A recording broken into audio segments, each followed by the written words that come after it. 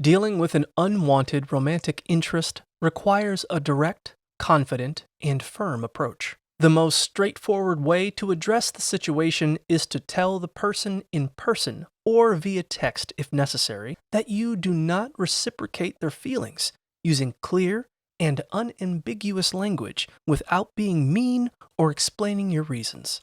It is crucial to close the door definitely to prevent him from holding on to future hope. For example, by saying, "I don't see us being together, and I'm not interested in you in that way." Delaying the conversation will only make it harder. And while you should be prepared for potential sadness or anger from him, you must prioritize your safety and walk away immediately if he becomes abusive or violent.